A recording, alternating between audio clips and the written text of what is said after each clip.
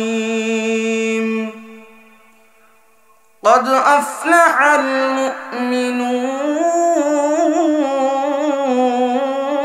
المؤمنون الذين هم في صلاتهم خاشعون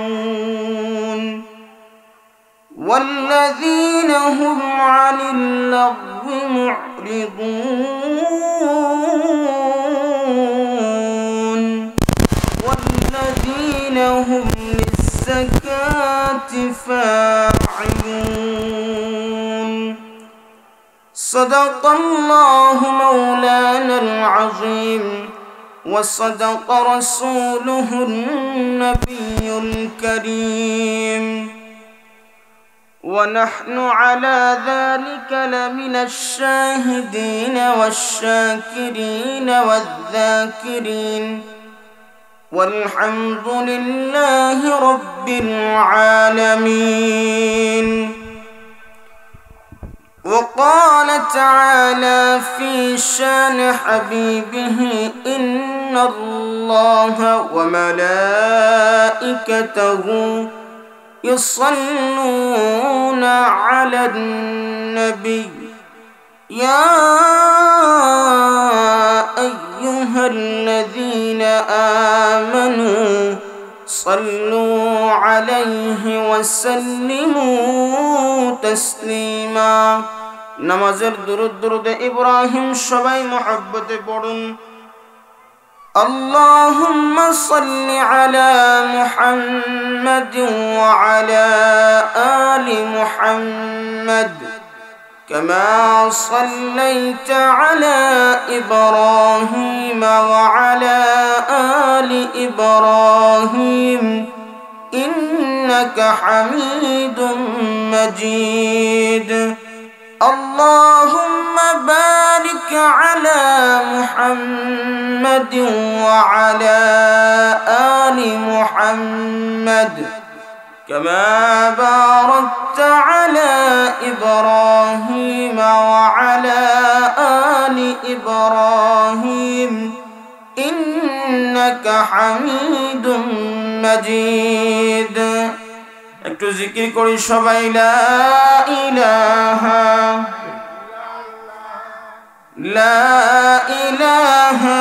ইল্লাল্লাহ লা ইলাহা জুড়ে পড়ুন লা ইলাহা ইল্লাল্লাহ লা ইলাহা ঈমানের পথে অবিচল থেকে আমার মরণ যেন হয় ঈমানের পথে অবিচল থেকে আমার মরণ যেন হয় তোমারই কাছে মিনতি আমার মহামহিম দয়াময় ঈমানের পথে অবিচল থেকে আমার মরণ যেন হয় পড়েন আমিন আলহামদুলিল্লাহ। বাংলাদেশের ঐতিহ্যবাহী জেলা সুনামগঞ্জ জেলার দোয়াড়াবাজার উপজেলার শাহজালাল জামিয়া ইসলামিয়া ষষ্ঠ গ্রাম দাখিল মাদ্রাসা রামপুর কর্তৃক আয়োজিত পঞ্চম বার্ষিক ওয়াজ মাহফিলের চলমান অধিবেশনের সম্মানিত শ্রদ্ধাভাজন সভাপতি সাহেব, আমার সামনে উপবিষ্ট এ জাতির কর্ণধার, এ জাতির বিবেক, যুবক ভাইরা, মুরব্বী বাবারা, কলিজার টুকরা বন্ধুগণ, পর্দার অন্তরালের আড়াল থেকে শ্রবণ করতেছেন আমার অত্যন্ত শ্রদ্ধেয়া সম্মানিতা অবলা সরলা মা এবং বোনেরা,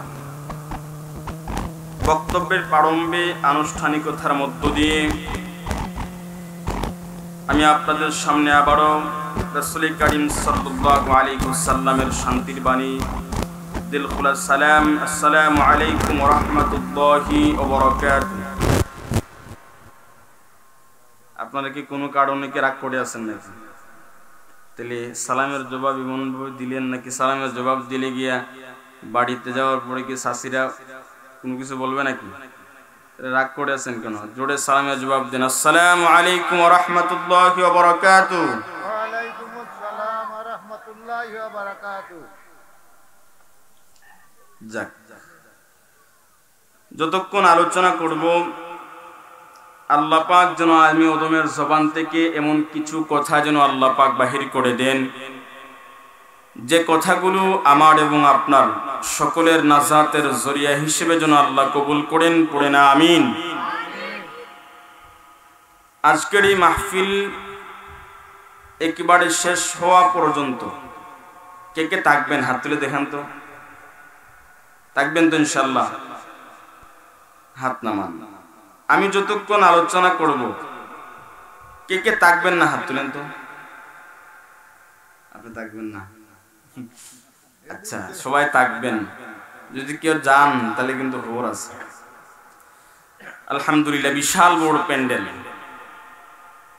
এই বিশাল বড় প্যান্ডেল কিন্তু আপনাদের এলাকায় এত মানুষ থাকার পরেও এশার নামাজ হয়ে গেছে, এরপরেও মানুষের যেই অবস্থা দেখা যাচ্ছে, দেখেন আজকের এই মাহফিলটা আগামীকাল কি পাবেন আপনারা?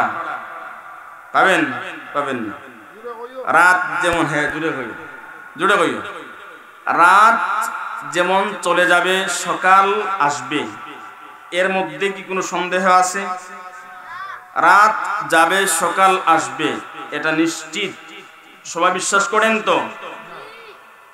সবাই বিশ্বাস করেন। এই রাত যাবে সকাল আসবে, এই সকালের অথবা আজকেরই রাত্রে আমি আপনি এই দুনিয়ার জমিনে থাকবো না, এটা সত্য না মিথ্যা বলেন? সত্য। রাত যাবে সকাল যেমন আসবে, এটা মহাগুণ সত্য, হাজার হাজার কোটি কোটি গুণ বেশি সত্য। সকাল আসবে, ঠিক তেমনি ভাবে দুনিয়াতে আসার পরে সবচেয়ে মহা সত্য যে বিষয়টা, সেটা হচ্ছে আমাকে আপনাকে মৃত্যুবরণ করতে হবে। এজন্যে আমার রামপুরের প্রিয় ভাইদেরকে বলবো, যারা যারা এখনো রাস্তাঘাটে আছেন, মেহেরবানি করে প্যান্ডেলে চলে আসুন। আজকের এই মাহফিলটাকে আপনারা সুন্দর করুন। আজকের এই মাহফিল করতে যারা কষ্ট করছেন, আল্লাহ পাক সবাইকে কবুল করেন, পড়ে না আমিন। বিশেষ করে আপনাদের এই মাদ্রাসার সুপার আমার প্রিয় বড় ভাই মাওলানা আনোয়ার হোসেন অনেক কষ্ট করেন। আপনাদের একটা দ্বীনী প্রতিষ্ঠান, আল্লাহ পাক যেন এই প্রতিষ্ঠানের কাঙ্ক্ষিত লক্ষ্যে যেন আল্লাহ পাক পৌঁছার তৌফিক দান করেন, পড়ে না আমিন। এবং যে সমস্ত শিক্ষকরা খেদমতে আছেন, আমার দোস্ত হাফেজ রফিকুল ইসলাম, আমার আরেক ভাই মুনায়েম, আল্লাহ পাক যেন সবাইকে ইখলাসের সাথে দ্বীনের খেদমত করার তৌফিক যেন আল্লাহ দান করেন, পড়ে না আমিন।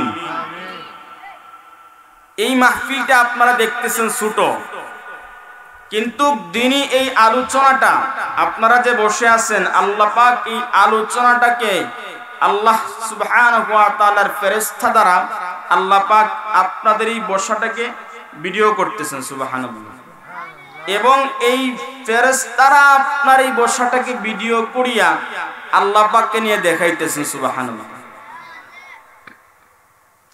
সুতরাং আপনি যদি মাহফিলটা এখন এমন এক কেন্দ্রিক হইছে, যারাই মাহফিলে আসে দেখবেন ভাইরাল কোনো বক্তা যদি আনতে পারে, ভাইরাল বক্তা, ভাইরাল, এখন এই বক্তাগুলা ভাইরাল, ম্যাক্সিমাম ভাইরাল বক্তাগুলা সমাজে ভাইরাস নামে পরিণত হয়েছে। এখন ভাইরাল বক্তা যদি আপনি আনতে পারেন, আপনি প্যান্ডেলে জায়গা দিয়ে পড়বেন না। এখন এই মাহফিলটা এমন কেন্দ্রিক হইছে, দিনই একটা আলোচনা যে আমি গ্রহণ করে, একটা আলোচনা শুনে যে আমি আমার জীবন পরিবর্তন করব, এই দিকে কিন্তু মানুষের খেয়াল নাই। খেয়ালটা হচ্ছে কি, বক্তা আসবে, বক্তার সুর ভালো নেই, কণ্ঠ ভালো নেই। যদি সুর ভালো থাকে আলোচনা শুনবো, আর যদি কণ্ঠে এদিক সেদিক থাকে তাহলে আলোচনা শুনবো না। তাহলে মাহফিলে যেই সমস্ত শ্রোতারা আসে, ম্যাক্সিমাম শ্রোতারা আসে সুরের ক্ষুধা মিটানোর জন্য। বিশ্বাস করেন আপনারা, মাহফিলে শ্রোতারা আসে সুরের ক্ষুধা মিটানোর জন্য। সুরের একটা ক্ষুধা আছে, এই ক্ষুধাটা মিটানোর জন্য কিন্তু মাহফিলে আসে। কিন্তু আমি এর জন্য আসি না যে একটা দিনী মাহফিল যেখানে কোরআন হাদিসের আলোচনা হবে, রাসূল সাল্লাল্লাহু আলাইহি ওয়াসাল্লামের আলোচনা হবে, সাহাবায়ে কেরামের আলোচনা হবে। আমি এই মাহফিলে যাব, আমি এই মাহফিলের আলোচনা শুনবো এবং আমার জীবনটাকে পরিবর্তন করব। এই নিয়ত যদি একটা মানুষও আসতে পারে, সে যদি একটা কথা যদি গ্রহণ করে এবং তার জীবনটাকে যদি পরিবর্তন করতে পারে, তাহলে আজকের এই মাহফিলটা সফল। আল্লাহ পাক আমাদের সবাইকে ইখলাসের সাথে কথাগুলো শোনার তৌফিক দান করেন, পড়ে না আমিন। এবং যারা প্যান্ডেলের বাহিরে আছেন আপনাদের সবাইকে বলবো আপনারা সবাই প্যান্ডেলের ভিতরে চলে আসুন। কুরআনুল কারীমের একখানা সূরা, কয়েকখানা আয়াতে কারিমান আপনাদের সামনে তেলাওয়াত করছি। যেই সূরাটা কুরআনুল কারীমের প্রসিদ্ধ একটা সূরা, সূরার নাম হচ্ছে সূরা আল মুমিনুন। সবাই জোরে নাম বলেন, সূরার নাম কি? আরো জোরে বলেন, সূরার নাম কি বলেন? আপনারা ঘুমে ধরছে নাকি আপনারা? হাত তুলেন তো, হাত তুলেন, আপনাদের ঘুম আজকে ভাঙাবো। হাত তুলেন, সবাই হাত তুলেন, হাত তুলেন। লিল্লাহি তাকবীর, আরো জোরে লিল্লাহি তাকবীর। আল কোরআনের আলো, আল হাদিসের আলো, নারে তাকবীর। ঘুমায়েন। কুরআনুল কারীমের সর্বমোট সূরা আছে 114 খানা। জোরে বলেন কয়খানা? 114 খানা। এই 114 খানা সূরার ভেতরে, ভাই আওয়াজটা একটু মোটা করেন না, একবারে পাশে গিয়ে কথা বলতে হবে। এই 114 খানা সূরার ভেতরে আমি যে সূরাটা তেলাওয়াত করছি কয়েকখানা আয়াত, এই সূরাটা হচ্ছে কুরআনুল কারীমের 23তম সূরা। কয়তম সূরা? 23 নম্বর সূরা। যে সূরার নাম হচ্ছে সূরা আল মুমিনুন। তার মানে হচ্ছে আল্লাহ পাক মুমিনদের সম্পর্কে আল্লাহ সূরা নাযিল করছেন, আমাদের সম্পর্কে আল্লাহ সূরা নাযিল করছেন।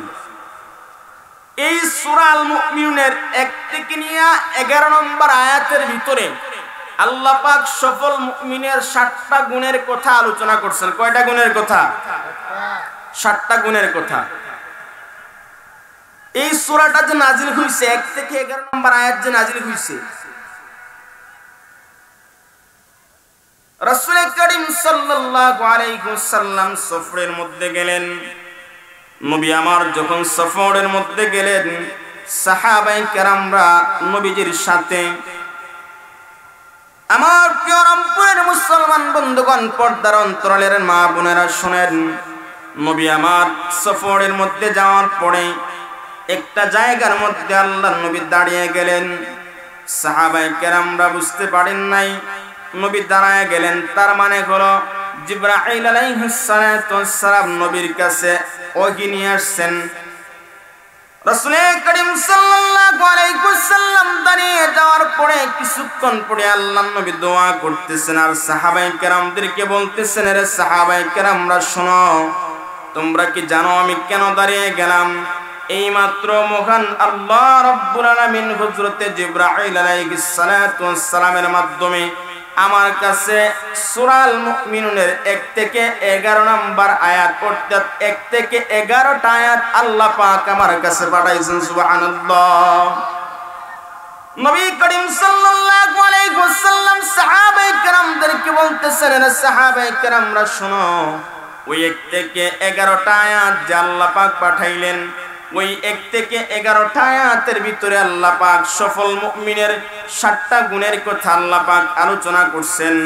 আল্লাহর নবী বলেন, সাহাবায়ে কেরামরা শোনো, যে ব্যক্তি আমার যে উম্মতেরা 1 থেকে 11টা আয়াতের ভিতরে 60টা গুণ যার মধ্যে ফিট করতে পারবে, এই 60টা গুণ যারা লালন করতে পারবে, ওই মানুষটা মৃত্যুবরণ করার পরে মহান আল্লাহর তৈরি জান্নাতের মধ্যে প্রবেশ করবে। সুবহানাল্লাহ। আমরা কি আল্লাহর জান্নাতে যেতে চাই কিনা বলেন? আল্লাহর জান্নাতে যেতে চান তো? আল্লাহ নবী বলছেন, এই যে 60টা গুণের কথা আল্লাহ পাক আলোচনা করছেন, ওই 60টা গুণ যারা ফলো করতে পারবে, ওই মানুষটা আল্লাহ পাকের জান্নাতের মধ্যে প্রবেশ করবে। নবী করিম সাল্লাল্লাহু আলাইহি ওয়াসাল্লামের বিবি হযরত আয়েশা সিদ্দিকা রাদিয়াল্লাহু তাআলা গায়ে সাহাবায়ে কেরামরা মহিলা সাহাবীরা প্রশ্ন করত, ওগো আয়েশা, নবীজির চরিত্রটা কেমন ছিল? হযরত আম্মা জান আয়েশা সিদ্দিকা রাদিয়াল্লাহু তাআলা মহিলা সাহাবায়ে কেরামদেরকে যে কথাটা বলতেন নবীর চরিত্র সম্পর্কে হযরত আয়েশা বলতেন, কানা খুলুকুল কুরআন, মহান আল্লাহ পাকের নবীর চরিত্রটা হলো 30 পারা মহাগ্রন্থ আল কুরআন। পড়েন না সুবহানাল্লাহ। হযরত আয়েশা বলতেন, সাহাবায়ে কেরামরা শুনুন, এই 30 পারা আল কুরআনের ভিতরে যেমন কোনো সন্দেহ নাই, কোনো ভুল নাই, আল্লাহর নবীর চরিত্রের মধ্যেও বিন্দু মাত্র কোনো সন্দেহ নাই। সুবহানাল্লাহ। হযরত আয়েশা নবীর চরিত্রের সম্পর্কে যে বর্ণনাগুলো দিতেন তার মধ্যে আরেকটা কথা হযরত আয়েশা বলতেন, সাহাবায়ে কেরামরা শোনো, আল্লাহ পাকের নবীর চরিত্রটা হলো সূরা আল মুমিনুনের ভিতরে 1 থেকে 11টা আয়াতের ভিতরে আল্লাহ পাক যেমন সফল মুমিনের 7টা গুণের কথা আলোচনা করছেন, আল্লাহ নবীর চরিত্র ওই 7টা গুণ হলো মহান আল্লাহ পাকের নবীর চরিত্র। জোরে জোরে পড়েন না বাবা সুবহানাল্লাহ। এই 7টা চরিত্র সম্পর্কে কিছু আলোচনা করব। আল্লাহ পাক আমাদের সবাইকে ধৈর্যের সাথে শোনার তৌফিক দান করেন। পড়েন আমিন। ভাই আপনার মাইকে কোন সমস্যা হইতেছে, গলার আওয়াজটা এনে নিতেছে। তার মধ্যে আপনার প্রথম যেই গুণের কথা আল্লাহ পাক বলতেছেন, আল্লাহ বলতেছেন, قد أفلح المؤمنون الذين هم في صلاتهم خاشعون। আল্লাহ পাক বলতেছেন, قد أفلح المؤمنون, যে মুমিনরাই সফল কাম। কাদ ফিলে মাজির শুরুতে যখন কাদ আসে, এই কাদ আসার পরে নিশ্চয়তার অর্থ প্রদান করে। আফলাহা শব্দের অর্থ হচ্ছে সফলতা। আল্লাহ পাক বলতেছেন, قد أفلح المؤمنون, নিশ্চয় মুমিনরা সফল কাম। আল্লাযীনা হুম ফি সালাতিহিম খাশিউন, কোন সমস্ত মুমিনরা সফল কাম? যে সমস্ত মুমিনরা বিনয়ের সাথে নামাজ পড়ে। কিসের সাথে বলেন? আওয়াজ করে বলেন, কিসের সাথে? বিনয়ের সাথে, নম্রতা ভদ্রতার সাথে যারা সালাত আদায় করে, ওই সমস্ত মুমিনরা সফল কাম। তাইলে আল্লাহ পাক যে সফল মুমিনের 7টা গুণের কথা আলোচনা করছেন, তার মধ্যে একটা প্রথম নাম্বার যেই গুণ, সেই গুণটা হলো বিনয়ের সাথে নামাজ পড়া। কিসের সাথে নামাজ পড়া? বিনয়ের সাথে। এখন নামাজটা আমাদের এমন হইছে, বিনয়ের সাথে নামাজ কয়জন পড়ে? খুশু খুজুর সাথে নামাজ কয়জন পড়ে? দেখেন না, বর্তমান যুবকরা যখন নামাজের মধ্যে দাঁড়ায়, আপনার দেখবেন নামাজের মধ্যে দাঁড়ানোর পর কত তাড়াতাড়ি নামাজ পড়তে পারে, তার মধ্যে এই চিন্তাধারা। আজান হইছে, অনেক ক্ষেত্রে এমন হয়, আজান হইছে, আজানের পরে মসজিদে গেছে, যাওয়ার পরে বলতেছে, ইমাম সাহেব নামাজ শুরু করেন, তাড়াতাড়ি শুরু করেন। মানে সে যে মসজিদে আসছে তার ভালো লাগতেছে না, কত তাড়াতাড়ি নামাজ পড়ে, তার এই চিন্তাধারা। আপনাদের কি বক্স কি চলতেছে? চলতেছে বক্স? বক্স চলে না?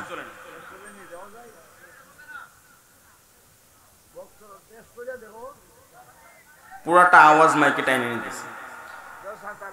দেখেন আপনারা, এই যে পড়তেছে, আবার দেখেন যুবক নামাজ পড়তেছে, সে নামাজের মধ্যে দাঁড়াইছে। এখন এক যুবক গেছে সেজদায়, আরেক যুবক পিছনে এসে তার পাছার মধ্যে ধাক্কা মারে। এমন হয়নি? আবার কিছু কিছু যুবক দিবেন নামাজ পড়তেছে, এমন প্যান্ট ব্যবহার করতেছে, সুনামগঞ্জ শহরের ট্রাফিক পয়েন্টের কাজের পয়েন্ট সব দেখা যাইতেছে। হয়নি এমন? আল্লাহ বলতেছে, সফল মুমিনের প্রথম গুণাবলী হচ্ছে সালাত আদায় করবে বিনয়ের সাথে। আল্লাযীনা হুম ফি সালাতিহিম খাশিউন, যারা বিনয়ের সাথে নামাজ পড়বে তারাই প্রকৃত মুমিন। তাহলে সফল মুমিনের প্রথম গুণের কথা বলেন কি? বিনয়ের সাথে নামাজ পড়া। কিসের সাথে নামাজ পড়া? বিনয়ের সাথে নামাজ পড়া। এই বিনয়ের সাথে নামাজটা সম্পর্কে আপনাদের সামনে যদি আমি কয়েকটা মিসাল যদি আমি দেই, আপনারা সহজে বুঝতে পারবেন। আপনি যদি বিনয়ের সাথে নামাজ পড়েন বাবা, আপনার ওই নামাজটা যে শুধু আপনারই হেদায়েতের কারণ হবে তা না, আপনি বিনয়ের সাথে নামাজ পড়লেন আল্লাহ পাকের জন্য, আপনার ওই নামাজটা দেখে দেখে আরেকজন মানুষের হেদায়েতের কারণ হতে পারে। নবী করিম সাল্লাল্লাহু আলাইহি ওয়াসাল্লামের সাহাবী হযরত খুবাইবের কথা যদি আপনাদেরকে বলি, নবীর সাহাবী হযরত খুবাইবকে যখন কাফের বেঈমানেরা ধরে নিয়ে গেল হত্যা করার জন্য, পিয়রামপুরের মুসলমান বাবারা শুনেন, দিলটারে নরম করে কথাগুলা শুনেন। জীবনে অনেক সময় ব্যয় করছেন, অনেক দিকে অনেক সময় ব্যয় করছেন, খারাপ বন্ধু বান্ধবের দিকে অনেক সময় ব্যয় করছেন, মোবাইল চালায়া চালায়া অনেক সময় ব্যয় করছেন। আজকের কিছুটা সময় এই দিনই মাহফিলে ব্যয় করেন এবং মনোযোগ দিয়া কথাগুলা শুনেন। নবীর সাহাবী হযরত খুবাইব রাদিয়াল্লাহু তাআলা করে যখন কাফের বেঈমানেরা দলে নিয়ে গেল মিছিল দিয়া দিয়া, তারা ঢোল বাজায়া বাজায়া হযরত খুবাইব বের নিতেছে।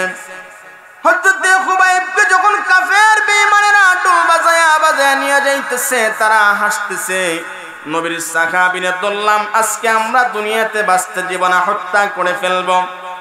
নবীর সাহাবী হযরত খুবাইবকে তারা নিয়ে যাওয়ার পরে বলতেছে, রে খুবাইব শোনো, মৃত্যুবরণ করবা, কিছুক্ষণ পরে আমরা তোমাকে হত্যা করে দিব। মৃত্যুর আগে তোমার শেষ কোনো ইচ্ছা আছে কিনা? দেখবেন ফাঁসির আসামি যদি হয়, ফাঁসির আসামি হওয়ার পরে ফাঁসির আসামিকে বলা হয়, মরণের পূর্বে তোমার কোন ইচ্ছা যদি তাকে আমাদের কাছে বলো, আমরা তোমার ইচ্ছাগুলো পূরণ করার চেষ্টা করব।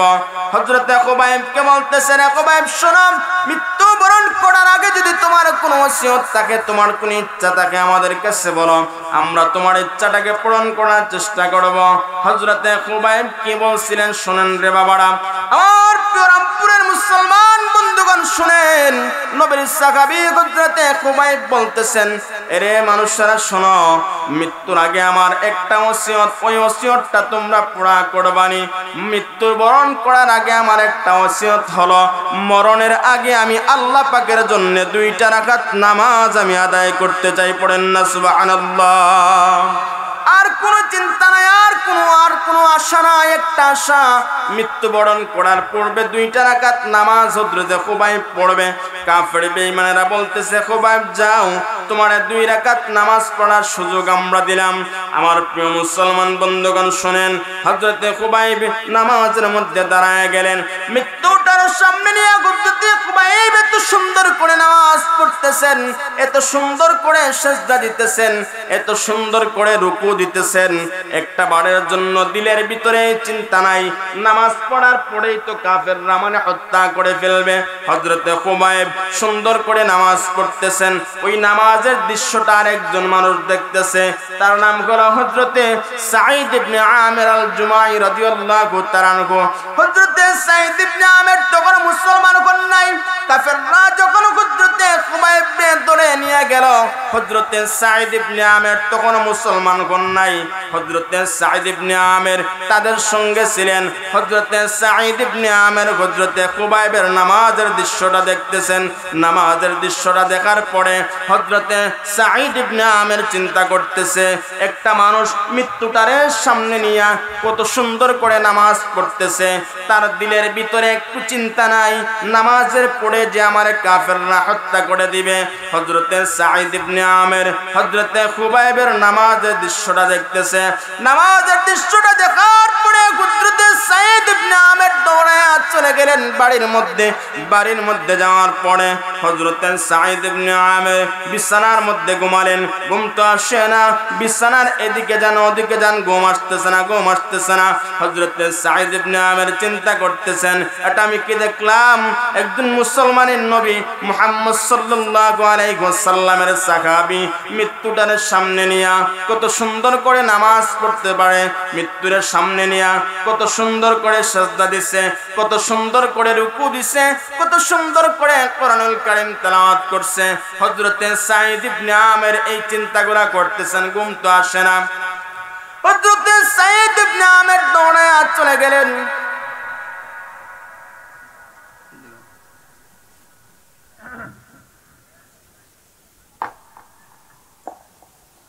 সম্মানিত তাওহীদি জনতা, আমাদের হযরত মাওলানা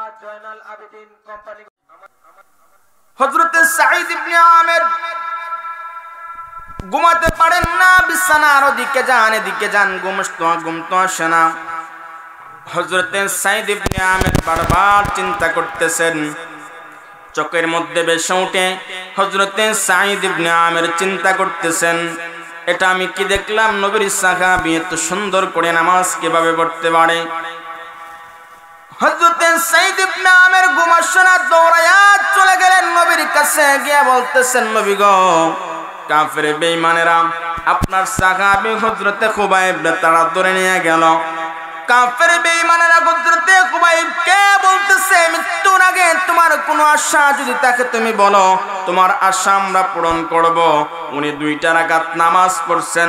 ওগো নবীজি হযরত খুবাইব এত সুন্দর করে নামাজ আদায় করছেন, যে নামাজের দৃশ্যটা আমি দেখলাম, আমার চোখের মধ্যে নামাজের দৃশ্যটা ভেসে ওঠে। হযরত সাঈদ ইবনে আমের বলতেছেন, ওগো নবীজি আমি আর দেরি করতে চাই না, আমার এখনই পড়ে দেন লা ইলাহা ইল্লাল্লাহু মুহাম্মাদুর রাসূলুল্লাহ। মুমিন বান্দার প্রথম নাম্বার গুণাবলী হলো মুমিন বান্দারা বিনয়ের সাথে নামাজ আদায় করবেন। আপনি যদি বিনয়ের সাথে নামাজ আদায় করেন, ওই নামাজটা যে আপনার হেদায়েতের কারণ হবে তা না, আপনার এই নামাজটা আরেকজন মানুষের হেদায়েতের কারণ হতে পারে। এজন্য বাবারা আজকের মাহফিলে যারা আসছেন এবং যারা দূর থেকে আলোচনাটা শুনতেছেন, শুনেন, নামাজ পড়বেন আল্লাহর জন্য। আর ওই নামাজটা যেন বিনয়ের সাথে নামাজটা হয়। দুনিয়ার কাউকে দেখানোর জন্য যদি নামাজ পড়েন, কিয়ামত পর্যন্ত নামাজ পড়বেন দুনিয়ার মানুষকে দেখানোর জন্য, একটা সেজদাও আপনার আল্লাহর কাছে কবুল হবে না। আমার বাবারা শুনেন, ইবাদত করতে হবে একজনের জন্য। আওয়াজ করে জোরে জোরে বলেন, তিনি কে? আরো জোরে আওয়াজ করে জোরে জোরে সবাই বলেন, তিনি কে? আজকে তো আজান শোনার পরে আমরা মসজিদের মধ্যে যেতে চাই না। মসজিদ তো কত সুন্দর করে আজান দেয়, মসজিদের মধ্যে মুয়াজ্জিন আজান দিতেছে, আল্লাহ পাকের পক্ষ থেকে মুয়াজ্জিন বান্দাদেরকে ডাকতেছে, আল্লাহু আকবার আল্লাহু আকবার। এই যে কত সুন্দর করে মুয়াজ্জিন ডাকতেছে, আল্লাহু আকবার আল্লাহু আকবার, আল্লাহ মহান, আল্লাহ মহান। এই বাক্যটা শোনার পরেও, মুয়াজ্জিনের আজানের ডাকটা শোনার পরেও কত কপাল পোড়া বান্দা নামাজ আসতে পারে না। একটাবার চিন্তা করে দেখেন, রাতের নিশীতে যদি যুবক বান্দা, আপনার বন্ধু যদি আপনাকে বলে, দোস্ত আমি আমবাড়ি পয়েন্টের মধ্যে আসছি, রাত বাজে 12টা অথবা 1টা, দোস্ত তুই চলে আস। দোস্তর মহব্বতে দৌড়াইয়া চলে যান রাত্রে 12টার সময় আমবাড়ি বাজারে। কিন্তু একটাবার চিন্তা করতেছেন না, এই জমিনে আমাদেরকে পাঠাইছেন কে? জুড়ে বলেন, সবাই জুড়ে বলেন, জমিনে আমাদেরকে পাঠাইছেন কে? আল্লাহ। আবার আমরা কার কাছে ফিরে যাব? আল্লাহর কাছে। পাঠাইছেন আল্লাহ পাক, আবার ফিরে যাব আল্লাহ পাকের কাছে। এরপরেও একটাবার বুঝি না যে দুনিয়াতে তো আল্লাহ পাক পাঠাইছেন পরীক্ষার হল, আমি যা কিছু করতেছি গোপনে করি, রাতের নিশীতে করি, যে জায়গার মধ্যে গিয়ে করি না কেন, দুনিয়ার কেউ না দেখলেও একজন দেখে নামাজ করে। জোরে বলেন, তিনি কে? আরো জোরে বলেন, তিনি কে? আল্লাহকে কি ফাঁকি দেওয়া সম্ভব? সম্ভব? সম্ভব না। তাহলে আজান শোনার পরে নামাজে আসতে হবে। দেখেন বাবারা, নামাজের গুরুত্ব দেখেন। একটা মিসাল যদি আপনাদের সামনে দেই, আপনারা সহজে বুঝতে পারবেন। মুতার যুদ্ধ যখন সংগঠিত হয়, মুতার যুদ্ধের মধ্যে রাসূল করিম সাল্লাল্লাহু আলাইহি ওয়াসাল্লাম সেনাপতি বানাইছেন 4 জন। জোরে বলেন, কয়জন রে? এই যে বাবারা, চেয়ারে বসলে হবে না, মাহফিলে এসে বসেন, এখানে আসেন, এখানে আসেন, সুন্দর হবে। আমার প্রিয় মুসলমান বন্ধুগণ শুনেন, মুতার যুদ্ধ যখন সংগঠিত হবে, নবীজি এলান করে দিলেন, এর সাহাবায়ে কেরামরা শোনো, মুতার যুদ্ধের জন্য তোমরা প্রস্তুতি নাও। নবী করিম সাল্লাল্লাহু আলাইহি ওয়াসাল্লাম মুতার যুদ্ধে 1 নাম্বার সেনাপতির দায়িত্ব দিলেন নিজের পালক ছেলে হযরতে যায়েদ বিন হারেসাকে। হযরতে যায়েদ বিন হারেসাকে আল্লাহর নবী বলতেছেন, এর যায়েদ শোনো, মুতার যুদ্ধে তুমি 1 নাম্বার সেনাপতির দায়িত্ব পালন করবা। 2 নাম্বার সেনাপতির দায়িত্ব আল্লাহ নবী দিলেন নিজের চাচাতো ভাই হযরতে জাফর বিন আবি তালেবকে। হযরতে জাফর বিন আবি তালেবকে আল্লাহ নবী বলতেছেন, জাফর শোনো, মুতার যুদ্ধে তুমি 2 নাম্বার সেনাপতির দায়িত্ব পালন করবা। আল্লাহ নবী 3 নাম্বার সেনাপতির দায়িত্ব দিলেন হযরতে আব্দুল্লাহ বিন রাওহাকে। হযরতে আব্দুল্লাহরে বলতেছেন, রে আব্দুল্লাহ শোনো, মুতার যুদ্ধে তুমি 3 নাম্বার সেনাপতির দায়িত্ব পালন করবা। আল্লাহ নবী তারপরে বলতেছেন যে মুতার যুদ্ধে যদি সবাই যদি শাহাদাত বরণ করে তাহলে মুতার যুদ্ধে 4 নাম্বার সেনাপতির দায়িত্ব পালন করবে হযরতে খালিদ বিন ওয়ালিদ রাদিয়াল্লাহু তাআলা আনহু। আল্লাহ নবী যখন সেনাপতির নাম যখন আল্লাহ নবী ঘোষণা করে দিলেন, মুনাফিকরা বলতেছে, যায়েদ শোনো, যুদ্ধের মধ্যে যাইও না, সন্তানকে এতিম বানাইও না। আরে যায়েদ শোনো, যুদ্ধের মধ্যে যাইও না, বিবিকে বিধবা তুমি বানাইও না। মুনাফিকরা জাফর বিন আবি তালেবকে ডেকে ডেকে বলতেছে, আরে জাফর শোনো, মুতার যুদ্ধে যেও না, তোমার ছোট ছোট 2টা বাচ্চা, মুতার যুদ্ধে যদি তুমি যাও তুমি তো মারা যাবা, তোমার 2টা বাচ্চা তো এতিম হয়ে যাবে, তোমার স্ত্রীটা তো বিধবা হয়ে যাবে। মুনাফিক আজও এই সমস্ত মুনাফিক আমাদের এলাকায় আছে না নাই বলেন? মুনাফিক আছে না নাই বলেন? মুনাফিকরা এদের বুদ্ধি অ্যাডভান্স, ওই অ্যাডভান্সের কারণে এরা জাহান্নামে যাবে। হযরত আব্দুল্লাহ বিন রাওহাকে মুনাফিকরা ডাক দিয়ে বলেন, আব্দুল্লাহ শোনো, বিকেল বেলা বিয়ে করছো, এখনো স্ত্রীর সাথে বাসর করতে পারো নাই। আরে আব্দুল্লাহ শোনো, যুদ্ধের মধ্যে যাইও না। হযরতে আব্দুল্লাহ যুদ্ধের মধ্যে যাইও না। হযরতে আব্দুল্লাহ মুনাফিকদের কোনো কথা শুনেন না। আমার প্রিয় মুসলমান বন্ধুগণ, আমার আপনার নবী মুহাম্মদ আরবি সাল্লাল্লাহু আলাইহি ওয়াসাল্লাম হযরতে যায়েদকে ডেকে ডেকে বলতেছেন, আরে যায়েদ শোনো, বাড়ির মধ্যে যাও, সন্তানের কাছ থেকে বিদায় নিয়ে আসো, স্ত্রীর কাছ থেকে বিদায় নিয়ে আসো। মুতার যুদ্ধে তুমি 1 নাম্বার সেনাপতির দায়িত্ব পালন করবা। আমার প্রিয় মুসলমান বন্ধুগণ, হযরতে যায়েদ বলতেছেন, নবী গো, আমার অভিভাবক তো আপনি, আমি আর কার কাছ থেকে বিদায় নেব? বিদায় নেওয়ার কোনো প্রয়োজন নাই। আমার প্রিয় মুসলমান বন্ধুগণ, জাফরকে আল্লাহর নবী বলতেছেন, জাফর শোনো, মুতার যুদ্ধে তুমি 2 নাম্বার সেনাপতির দায়িত্ব পালন করবা। যাও, বিবির কাছ থেকে বিদায় নিয়ে আসো, সন্তানের কাছ থেকে বিদায় নিয়ে আসো। আমার প্রিয় মুসলমান বন্ধুগণ, হযরতে জাফর বিন আবি তালেব বাড়ির মধ্যে চলে গেলেন। বাড়ির মধ্যে চলে যাওয়ার পরে হযরতে জাফর বিন আবি তালেব স্ত্রীর কাছ থেকে বিদায় নেবেন, সন্তানের কাছ থেকে বিদায় নেবেন, যুদ্ধের মধ্যে চলে যাবেন। হযরতে জাফর বিন আবি তালেব বিবির ডাইকা ডাইকা বলতেছে, বিবি গো শোনো, মুতার যুদ্ধে আল্লাহ নবী আমার 2 নাম্বার সেনাপতির দায়িত্ব দিলেন, বিবি আমার জন্য দোয়া করো, আমার মালিক আল্লাহ পাক যেন মুতার যুদ্ধে আমার শাহাদাতের মর্যাদা দান করেন। বিবি ডাক দেয়া কয়, আপনার স্বামী গো আমার শোনো, আমি আল্লাহ পাকের কাছে দোয়া করি, আল্লাহ পাক যেন আপনারে মুতার যুদ্ধ থেকে গাজী বানায়া যেন আমার ঘরের মধ্যে নিয়ে আসেন। আমার প্রিয় মুসলমান বন্ধুগণ, হযরতে জাফর ডাক দেয়া বলতেছে, প্রাণের বিবি আমার শোনো, আমার এই তরবারিটা তোমার হাতের মধ্যে নাও, এই তরবারির উল্টা দিক দিয়ে আমার গায়ে তুমি আঘাত করো। স্ত্রীটা আঘাত করলেন। হযরতে জাফর বলতেছেন, প্রাণের বিবি গো শোনো, আমার তরবারির উল্টা দিক দিয়ে আঘাত করলাম, আমার দেহটাকে রক্তাক্ত হইছে না, কাটছে না। স্ত্রী বলতেছেন, না গো না স্বামী আমার, আমি তো তরবারির উল্টা দিক দিয়ে আঘাত করছি, এজন্য কাটে নাই। আমার প্রিয় মুসলমান বন্ধুগণ, হযরতে জাফর বলতেছেন, প্রাণের বিবি আমার শোনো, আজকে তুমি আমার জন্য যে দোয়াই করো না কেন, একটা দোয়াও কবুল হবে না, কারণ আল্লাহর নবী মুতার যুদ্ধে 4 জন সেনাপতি বানাইছেন, আমি শাহাদাত বরণ করব। আমার প্রিয় মুসলমান বন্ধুগণ, হযরতে জাফর বিন আবি তালেব স্ত্রীর কাছ থেকে বিদায় নিয়ে চলে আসলেন। হযরতে জাফর বিন আবি তালেবের ছোট ছোট 2টা বাচ্চা পিছন দিক দিয়ে ডাকতেছে, আব্বা গো যাইও না, যুদ্ধের মধ্যে যাইও না, আমাদেরকে এতিম বানাইও না। আমার প্রিয় মুসলমান বন্ধুগণ, হযরতে জাফর বিন আবি তালেব স্ত্রীর কথা শুনেন নাই, সন্তানদের কথা শুনেন নাই। আমার প্রিয় মুসলমান বন্ধুগণ, আল্লাহর নবী হযরতে আব্দুল্লাহ বিন রাওহাকে বলতেছেন, আব্দুল্লাহ শোনো, মুতার যুদ্ধে তুমি 3 নাম্বার সেনাপতির দায়িত্ব পালন করবা। করবা, যাও যাও তোমার স্ত্রীর কাছ থেকে তুমি বিদায় নিয়ে আসো। হযরত আব্দুল্লাহ বিন রাওহা চলে গেলেন বাড়ির মধ্যে।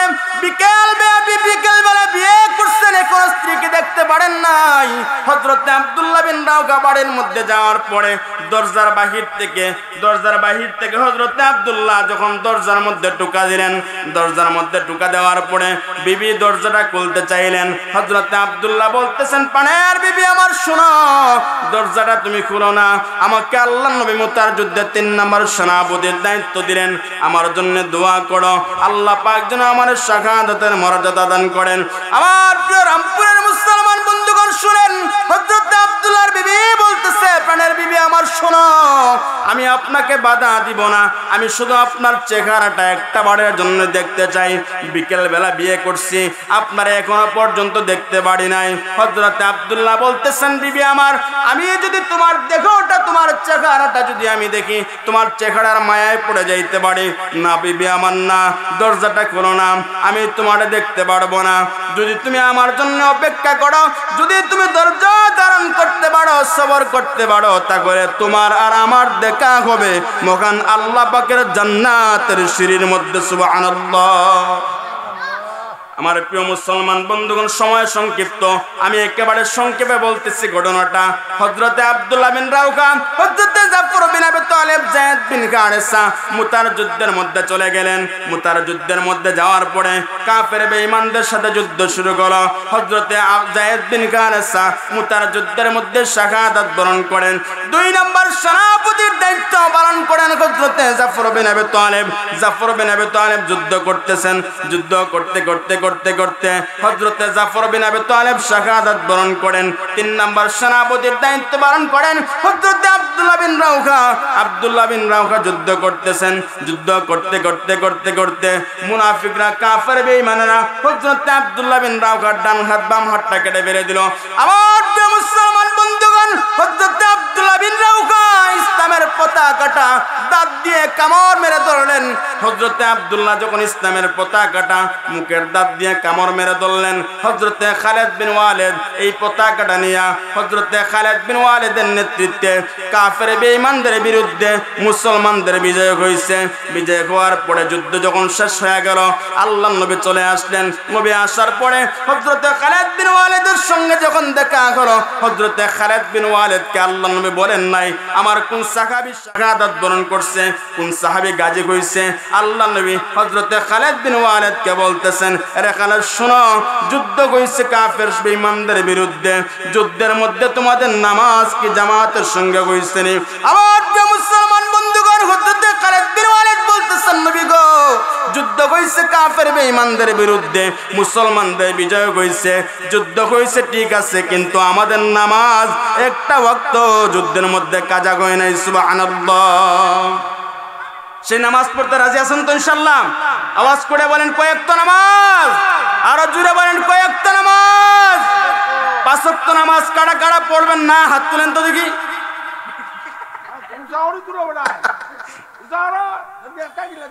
আমরা সবাই হাত তুলি, আল্লাহ পাক সবাইরে 5 ওয়াক্ত নামাজ পড়ার তৌফিক আল্লাহ দান করেন, পড়েন আমিন। নামাজ পড়বেন তো ইনশাআল্লাহ। দেখেন বাবারা, আপনাদের কাঙ্ক্ষিত মেহমান হযরত মাওলানা জয়নুল আবেদিন কোম্পানিগঞ্জ হুজুর চলে আসছেন। হুজুর যেহেতু আসসালামু আলাইকুম ওয়া রাহমাতুল্লাহি ওয়া বারাকাতুহু। মাহফিলের শুরুতে আমি সবাইকে বলবো, যারা চেয়ারে বসে আছেন, যায়েন না, যারা চেয়ারে বসে আছেন মেহেরবানি করে পিন্ডালে চলে আসুন। আরাম তো করবেন, এখানে আরাম করেন, এখানে বসে আরাম করেন, এখানে বসে আলোচনা শুনেন। হতে পারে আপনার এই কুরবানিটা আল্লাহর কাছে কবুল হতে পারে, আর যদি আপনার এই কুরবানি আল্লাহর কাছে কবুল হয়, এই টেকটাই আপনার জান্নাতে যাওয়ার কারণ হতে পারে। এবং এই রামপুর গ্রামে কি আর মানুষ নাই? অনেক মানুষ।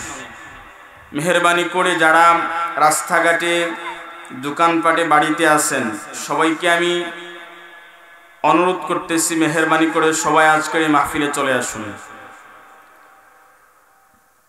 إن الحمد لله الأكرم الذي خلق الإنسان وكرم وعلمه من البيان ما لم يعلم فسبحان الذي لا يحصى امتنانه باللسان ولا بالقلم نشهد أن لا إله إلا الله وحده لا شريك له ونشهد أن سيدنا وسندنا وحبيبنا وحبيب ربنا